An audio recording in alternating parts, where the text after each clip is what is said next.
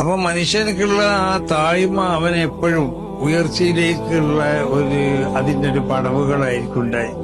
മഹാനാവുന്ന ഇമാം ഷാഫി തങ്ങൾ പറയലുണ്ട്, എല്ലാ സദസ്സിലേക്ക് ചെല്ലുമ്പോഴും ആ സദസ്സിലുള്ള എല്ലാരേക്കാളും നിസ്സാരമാക്കപ്പെട്ട ഒരാളായി കൊണ്ട് എന്നെ കാണപ്പെടണം എന്നുള്ള ഉദ്ദേശത്തോടു കൂടിയാണ് എപ്പോഴും ഞാൻ അങ്ങോട്ട് വരാൻ.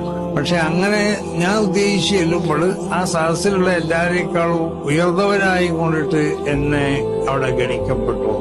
അപ്പൊ മനുഷ്യനിക്കുള്ള ആ താഴ്മ അവൻ എപ്പോഴും ഉയർച്ചയിലേക്കുള്ള അതിന്റെ ഒരു പടവുകളായിരിക്കും ഉണ്ടായി.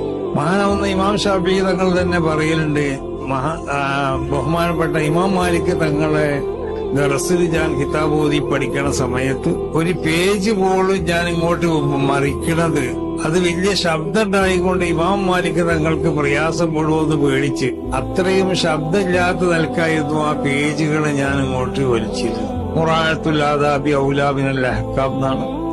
അപ്പൊ അതവ് മര്യാദകളൊക്കെ കാത്തു സൂക്ഷിച്ച് അതാണ് ഒരു മനുഷ്യർക്ക് അവന്റെ എല്ലാ നിലക്കുള്ള വളർച്ചക്കും നിദാനം. ഇന്ന് നമുക്ക് ഇവിടെ വന്ന് ചേർന്നിട്ടുള്ള അല്ലെങ്കിൽ നമ്മൾ കണ്ടുകൊണ്ടിരിക്കുന്ന ഏറ്റവും വലിയ നാശനഷ്ടങ്ങൾ എന്നൊക്കെ പറഞ്ഞാൽ അത് എന്തുകൊണ്ടുണ്ടായി എന്ന് ചോദിച്ചാൽ ബഹുമാന ആദരവൊക്കെ മനസ്സിൽ നിന്ന് ഇല്ലാതെയായി പോയതുകൊണ്ടാണ്.